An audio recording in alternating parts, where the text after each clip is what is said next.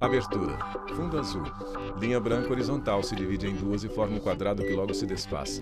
Círculo se divide horizontalmente em outros coloridos e se desfazem. No centro, reporta justiça. Sequência de imagens. Criança engatinha.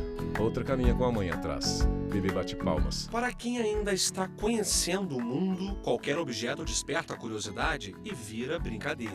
Criança desenha com os dedos. Nos primeiros anos de vida é preciso estimular os sentidos, o tato, a audição, a visão, o olfato e o paladar. Menino encaixa peça em brinquedo de montar. Joaquim, de 1 ano e meio, vibra a cada passo dado, ou melhor, a cada vez que aprende uma nova habilidade.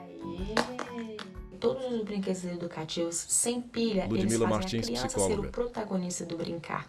Esse protagonista do brincar cria esses estímulos onde são desenvolvidos concentração, raciocínio lógico, equilíbrio, e nessa forma elas começam a desenvolver capacidade de empilhar, capacidade de pareamento de cores, colocar cores iguais uma do lado da outra, formas de encaixe. Formas, texturas e cheiros. Nessa descoberta, ter o contato com a natureza também é fundamental. É o espaço de pertencimento das crianças. A ter contato, com grama, com areia, com terra, com brita, com árvore, flores. Esse contato com o mundo natural é muito importante nesse processo.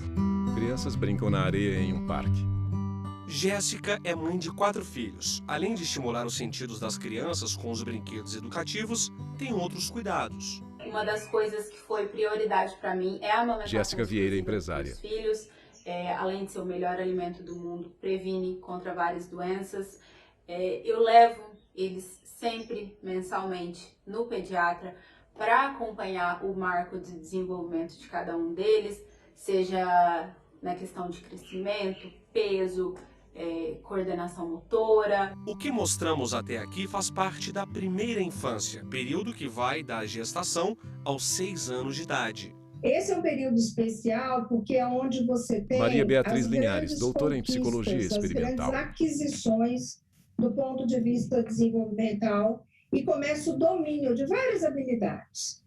Do ponto de vista da arquitetura cerebral, é um momento ótimo, é a chamada janela de oportunidade do nosso desenvolvimento. É a fase onde o cérebro está a todo vapor. A especialista em primeira infância costuma dizer que as crianças nascem prontas para aprender e a família deve investir no potencial desenvolvimento dos pequenos. 0 a 6 anos são as grandes aquisições. A criança aprende vários indicadores de desenvolvimento, aprende a falar, aprende a sorrir, aprende a sentar, aprende a se comunicar, aprende a socializar, a organizar as suas emoções, que a partir de 6 meses de idade nós já temos as emoções básicas. Então veja a riqueza que representa os 6 primeiros anos de vida. É a nossa oportunidade desenvolvimental. É o investimento do desenvolvimento mais sustentável que a gente pode ter para o ser humano. São mais de 20 milhões de brasileirinhos e brasileirinhas na primeira infância. O número é maior do que toda a região norte do país, por exemplo. Para o Unicef, garantir o direito das crianças é um grande desafio. Posso citar a questão da cobertura vacinal. Maíra Souza, oficial de primeira infância do Unicef. Também a questão da redução do aleitamento materno exclusivo e da alimentação complementar saudável. Nós também enxergamos com preocupação a qualidade da educação infantil, ou seja, creche para a escola e não só a questão do acesso. Enxergamos também com preocupação as disparidades regionais em relação à qualidade e ao acesso aos serviços e também ao recorte étnico-racial que acometem as crianças da primeira infância. Os cuidados de hoje não são os mesmos do passado. Antigamente havia pouca tecnologia e menos informação. É o caso da Raquel. Ela tem 2 filhas. A primeira gestação foi há 20 anos e a caçula é a Cecília, de 6 anos. Tenho certeza que se hoje eu tivesse Raquel a Machado, mesma pedagoga. postura que eu tive há 20 anos, eu não teria êxito na educação da mais nova. Cuidados que ajudam no autocontrole, na concentração e na capacidade de resolver os problemas. Cecília tem os momentos de lazer, dos deveres, como toda criança deve ter. Gosto de brincar de boneca. Cecília Machado, estudante. Todo mundo tá cansado, tá de noite. A gente brinca de cabaninha. No sofá da sala, mãe e filha assistem televisão. Agora a gente conta a história da Thaís e da Laurinha, como é chamada pela família. Sentamos para conversar e a mãe lembra que na gravidez começou a ler sobre a maternidade e os cuidados da primeira infância. Mas é aquela história, teoria é uma coisa, prática é outra. Todo dia é uma surpresa, eu falo, todo dia eu acordava com uma criança diferente. Thaís Prado, né? mentora de mulheres e mães. Eu pensava assim, nossa, agora eu tô especialista nessa criança aqui. Aí ela crescia mais um pouco e mudava totalmente, né, tudo. E aí eu sentia que eu tinha que correr atrás um pouquinho de novo. Então, foi um pouco das duas coisas, né? Teve realmente situações onde eu já tinha o conhecimento e sabia o que fazer, e tiveram outras situações que eu tive que correr atrás. Logo nos primeiros meses de vida da Laurinha, Thaís estabeleceu Repórter uma Leonardo rotina. Ferreira, Águas Tinha Claras, horário DF. para mamar, para dormir e para fazer as atividades lúdicas importantes para o desenvolvimento de toda criança, como a música, por exemplo. Além do passeio na rua e do contato próximo com a natureza. Deu tão certo que as amigas mais próximas começaram a pedir dicas para deixar a maternidade mais leve. Thaís percebeu que poderia ajudar outras mães. E como dizem por aí, que a melhor propaganda é a boca a boca, foi assim. Uma indicação daqui, outra dali, e de repente a agenda ficou cheia. Pelo Instagram comecei a receber muito contato também de mães que precisavam de ajuda. E como um valor pessoal, assim, eu tenho também o discernimento de que a criança ela precisa ser alimentada no espírito dela. Não precisa crescer primeiro para depois começar a ser ensinada sobre fé, sobre valores, princípios, né? Uma jornada de mão dupla de descobertas. A primeira infância não é uma receita de bolo que você junta os ingredientes e dá tudo certo. É um aprendizado diário. Essa é uma coisa que eu tenho que colocar na cabeça das mães que me procuram, né? Porque elas pensam que criança é que nem matemática, você soma 2 mais 2 vai dar 4, e não é. Tem bebê que você faz aquilo que o livro fala, dá certinho. Tem bebê que é mais irritativo, que você vai fazer e não vai dar certo, né? Então, e ainda tem ali o tempero dos pais, eu falo, né? Que cada pai, cada mãe é diferente. Então, às vezes eu vou ter uma criança que ela tem um temperamento mais tranquilo, vamos dizer assim, mais fácil de lidar, mas o pai e a mãe são diferentes e essa combinação na família, ela dá outro resultado. Exames, consultas e vacinas. No próximo bloco, a repórter Renata Teodoro mostra os cuidados com a saúde na primeira infância. A gente volta rapidinho. Vinheta de transição no Centro Repórter Justiça. Vinheta de transição no Centro Repórter Justiça. Oi, pessoal. A gente está aqui hoje para conversar com vocês. Dayana Garbim, jornalista. No comecinho de outubro do ano passado, a gente descobriu que a nossa filha Lua está com câncer. Ela está com um tipo de câncer nos olhos muito raro, que se chama retinoblastoma. Se a gente conseguir fazer com que um casal... Thiago Leifert, apresentador. Antes do que a gente conseguiu, missão cumprida, e a Lua vai ficar muito feliz também. Lua está no colo de Dayana. A declaração do jornalista e apresentador Repórter Thiago Renata Leifert Teodoro, Brasília sobre o DF. diagnóstico de retinoblastoma na filha de 1 ano de idade gerou um alerta em pais do mundo inteiro. É um tipo raro de câncer nos olhos que aparece em 1 ou 2 crianças a cada 100 mil nascimentos. Já o diagnóstico, na maioria das vezes, é feito entre 1 e 2 anos, quando a doença aparece com mais frequência. A questão é que nem sempre ela é perceptível aos olhos dos pais. O problema é que essa doença pode não dar Luísa nenhum Hopker, sinal, presidente da Sociedade Brasileira de nenhum Oftalmopediatria. sintoma. Ou seja, o pai e a mãe vão ver uma criança que não tem absolutamente nada, que se comporta normalmente, ou pode dar alguns sinais, como, por exemplo, um reflexo branco no olho quando tira uma foto, ou um estrabismo, que é um desvio do olho, ou para dentro ou para fora, ou um movimento anormal do olho, que a gente chama de nistagmo. Em consultório médico, mãe chega empurrando um carrinho de bebê. Ela conversa na recepção. Eu fiquei bastante preocupada. Joyce Chimac Rodrigues, técnica de enfermagem. Nunca passou na minha cabeça de fazer esse exame, né? Aí a gente acaba vendo esse alerta e a gente acaba ficando preocupado com nossos filhos, né? Joyce é técnica de enfermagem e decidiu procurar um oftalmologista para fazer uma avaliação mais detalhada na Isis, de 7 meses. Fiquei com medo dela ficar com essa doença, né, com câncer. Quando o pediatra nota alguma alteração no reflexo da criança, ele encaminha o recém-nascido para um oftalmologista, que com esse aparelho aqui, um oftalmoscópio, vai poder examinar o fundo de olho desse bebê. E a gente vai acompanhar agora como é que é feito esse teste. O médico avalia toda a estrutura do olho e, com isso, consegue identificar qualquer alteração sugestiva de doenças. O teste do olhinho é feito ainda na maternidade, mas os pais devem manter consultas oftalmológicas nesses primeiros meses de vida. Não há espaço mais na nossa vida, Juscelino Kubitschek de Oliveira, oftalmologista. para as medicinas que vão descobrir coisas avançadas. Nós precisamos descobrir precocemente e, ainda mais, usar a palavra prevenir. A gente comenta que é um ditado, uma expressão idiomática que tem no mundo inteiro. É melhor prevenir que curar depois. E o teste do olhinho se encaixa perfeitamente nisso. Foto de pai com a filha. Ela usa chapéu de unicórnio. Marcelo enxerga apenas com o olho direito. Foi diagnosticado com retinoblastoma aos 6 meses de idade, quando a doença já estava no estágio avançado.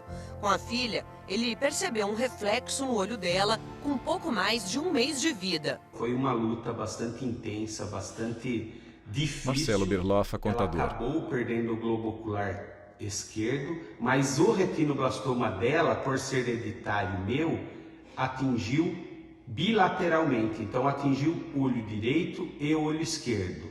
O tratamento e a descoberta precoce nos ajudou a salvar a visão do olho direito. Ela enxerga bem, né, com o olho direito, embora utilize a prótese no olho esquerdo. Eu fiquei várias vezes internada no hospital, pelo que meus pais Naomi me Helena Berloffa, mas estudante. depois que eu saí do hospital, que acabou meu tratamento, eu pude brincar quase sem nenhuma restrição. Eu brincava de pega-pega, esconde-esconde, futebol. Então eu não tive quase nenhum problema com isso. Foto de Marcelo com Naomi. Nós somos monoculares e somos felizes. Marcelo e Naomi sorriem. Guina enfrentou o mesmo problema ainda na infância. A descoberta veio quando ele tinha 1 ano e 8 meses. O olho direito foi removido, mas o esquerdo funciona perfeitamente. Além de psicanalista, ele é presidente da Associação Retinoblastoma Brasil. A nossa luta é para que os pediatras, Guina Júnior, presidente da Associação Retinoblastoma Brasil, possam abraçar essa ideia de pelo menos aí 1 vez ou 2 vezes por ano ter essas crianças, ter esses bebês, né, ali com eles, para que os testes sejam feitos e para que a prevenção aconteça. Mariana é especialista no uso de telas na infância e, sabendo desses cuidados, prioriza as consultas preventivas do filho. A gente sempre mantém os exames de Mariana Fraga, dia, administradora. Todos os exames, todas as consultas, todas as recomendações dadas pela pediatra. Camila compartilha a mesma preocupação em relação à saúde das crianças. Junto ao marido, procura seguir à risca as recomendações dos especialistas. É o médico que vai fazer a orientação do que Camila Carvalheiro, analista de precificação. A saúde da criança, né? Então eles conseguem identificar quando a criança ela não está se desenvolvendo da melhor forma, se ela está dentro ou não da curva de crescimento, se ela está dentro ali da curva de peso. E eles são os nossos parceiros, eles estudaram para isso, né? Os cuidados médicos nos primeiros meses de vida da criança são garantidos pelo Marco da Primeira Infância, que estabelece uma série de direitos na implementação de políticas públicas em atenção à relevância desse período para o desenvolvimento infantil e representa, segundo esse advogado, um grande avanço jurídico para o país. Isso se deve porque este momento Henderson First, advogado. Profunda vulnerabilidade, onde podem ocorrer mais facilmente a mortalidade infantil. Assim, seguindo um compromisso firmado no âmbito internacional, o Brasil bem avançou ao estabelecer uma série de direitos. Portadores de uma doença rara que pode afetar vários órgãos do corpo, os irmãos Lara e Miguel precisam de cuidados especiais, de Goiânia, todo mês Jade leva os filhos para se consultarem com médicos especialistas em São Paulo. Cristinose apareceu na nossa vida, né, bem bruscamente. Jade Teles, agente de atendimento. No começo era tudo muito difícil, né? Hoje a gente já tem um suporte maior, a gente já entende bastante da doença, já estudou bastante sobre ela. Então hoje em dia é mais fácil de conviver com ela. Eu acho muito importante a questão do acompanhamento, né? Principalmente na primeira infância, porque é a parte mais importante, né? É a base que eles vão ter pro resto da vida. Lara e Miguel brincam com bonecos e carrinho. E no próximo bloco você vai conhecer a história do Alexandre, de Brasília. O funcionário público brigou pelo direito à licença paternidade de 6 meses após adotar 2 crianças. Não saia daí que a gente volta daqui a pouquinho. Vinheta de transição no Centro Repórter Justiça. Vinheta de transição no Centro Repórter Justiça. Eu começo o último bloco do nosso Repórter programa Renata Teodoro, Brasília DF. Muito bonita e emocionante também. É sobre um casal homoafetivo que deu início ao processo de adoção em 2010. Mas foi somente em 2016 que os 2 parceiros conseguiram adotar 2 filhos. Um na época de 10 anos e o mais novo de apenas 1. A primeira pergunta que eu me lembro que eu fiz para ele foi: você sabe Alexandre Marques, servidor público. Aí ele: a doutora falou, que é a juíza. Aí eu falei: então, o meu objetivo é ter um filho e o objetivo dele também, mas ele levanta as sobrancelhas. Vai ter só um probleminha aí. Lá em casa não tem mamãe. Não tem. Somos 2 pais. Você já pensou nisso? Ele: a doutora também falou. Sabe, eu não estou preocupado com isso, não. Eu estou preocupado de ter uma família para cuidar de mim e do meu irmão. Os olhos de Alexandre se enchem de lágrimas.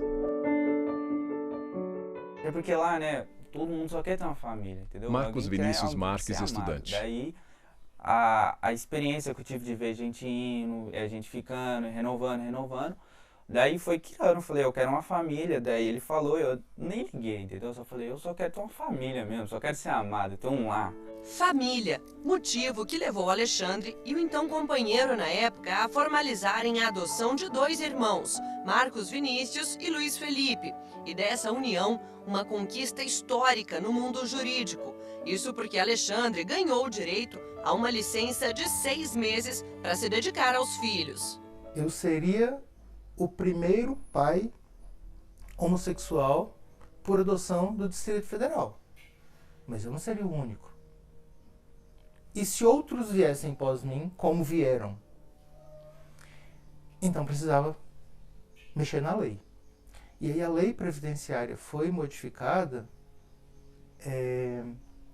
tendo o caso dos meus filhos e o meu caso de licença como pontapé inicial, para que a lei previdenciária fosse mudada, e hoje todo e qualquer servidor do Distrito Federal que venha adotar uma criança, ele tem conferido os 180 dias de licença adoção para ele.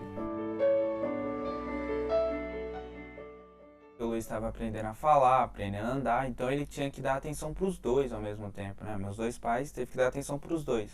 O meu pai acompanhou mais na escola, como ele é professor de português, então me acompanhou mais na escola, ensinando a ler, essas coisas. Então, esses 6 meses mesmo foi muito bom para esse tipo de coisa. Além de educação em casa, higiene, estudo, tudo isso. Mas ainda existem lacunas na legislação, segundo esse advogado, em relação aos direitos de parentalidade dos casais homoafetivos. O reconhecimento desse período maior não Henderson First, advogado. Acontece de forma automática.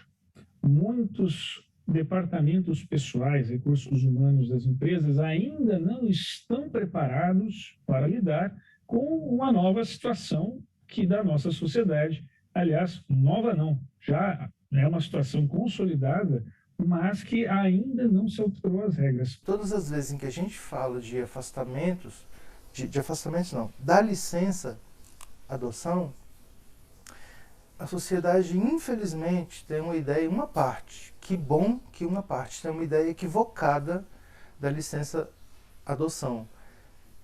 Ela não é minha, ela é da criança. Na sala de casa, em pé, Alexandre se abraça com os filhos e a mãe dele. Todos sorriem.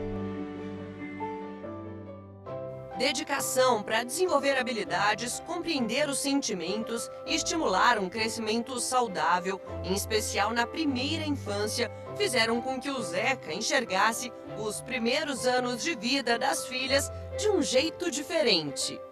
No meu dia a dia, eu utilizo com as minhas filhas Zeca Gameleira, diretor da escola. Que valorizem a individualidade delas. Abraçados aos filhos, Zeca beija a cabeça de um deles. O desenvolvimento que elas estão vivenciando agora, a fase de período sensível que elas têm, as emoções que elas estão passando e por aí vai. Como educador, já trabalhava em escolas, mas com idades mais avançadas.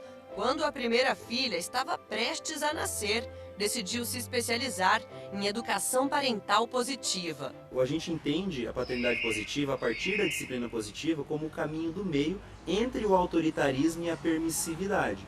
É uma corda bamba que a gente acaba passando, mas buscando realmente essa conexão com a criança de uma maneira realmente respeitosa, que ela tenha autonomia de dizer como ela se sente, de falar sobre as suas emoções, de compreender as suas emoções e principalmente, eu como adulto, eu ser um porto de cuidado, um porto de apego, um porto de realmente de respeito.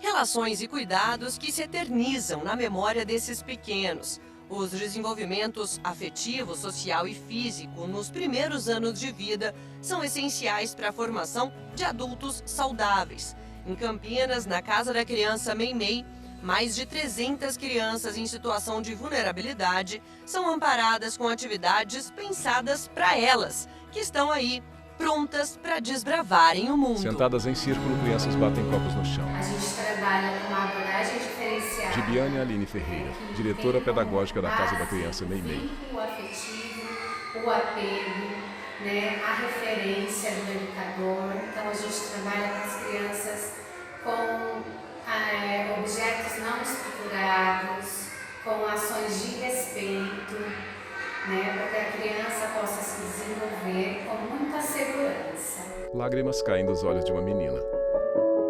E na insegurança, o desamparo, a fragilidade, o medo e a incerteza fazem parte de um traço da sociedade. Aliás, com quem, onde e como ficam os filhos de mulheres encarceradas? Como é a realidade dos 3 primeiros anos de vida dessas crianças? Qual é a relação e o contato que tem com as mães? Quando uma mãe é presa, Fernando Chacha, juiz e idealizador do programa Amparando Filhos. E ali já iniciam-se as linhas do programa Amparando Filhos, com o amparo integral dessa criança. Então, de um lado, nós cuidamos em ponto de vista integral da primeira infância dessas crianças, e de outro lado, nós também fornecemos cuidados para as mães, que passam a ter noção exata do desenvolvimento dos seus filhos. Mulher segura bebê nos braços. A proposta da visita humanizada é trazer uma proposta diferente, né, com outras atividades, não só o contato. Camila Santos da Silva, né, mas assistente social. Atividades que proporcionem o fortalecimento desse vínculo. O benefício último que a gente quer é a autonomia desses sujeitos, né, eles entenderem, tanto as mulheres que estão privadas de liberdade, como os familiares, os filhos, eles entenderem que esse fato que ocorreu na vida deles não anula o sujeito que eles são, as pessoas que eles são. Enquanto crianças brincam em balanço, mães seguram bebês no colo.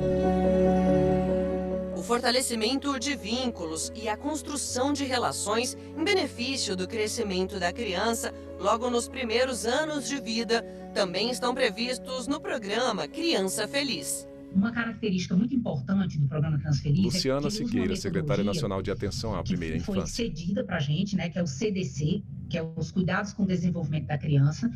E a proposta do CDC é trazer atividades de estímulo, Renata, para essa criança, tanto de linguagem, como de fortalecimento do vínculo, como de cognição, através de brincadeiras que são feitas com materiais que a família tem em casa. Luciana conta ainda que durante as visitas a intenção é promover a participação dos responsáveis para o crescimento saudável e de conexão com os pequenos. Geralmente são atividades que estimulam essa parte de linguagem, cognição, né?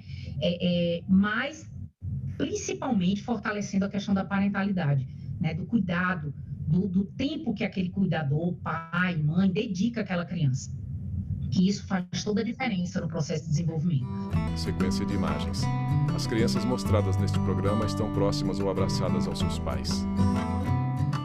E assim a gente termina o Repórter Justiça desta semana. Já segue nosso perfil no Instagram, é o TV Justiça Oficial. No YouTube, o canal é o mesmo. Se quiser entrar em contato com nossa produção, o e-mail é o reporterjustiça@stf.jus.br. Até a próxima!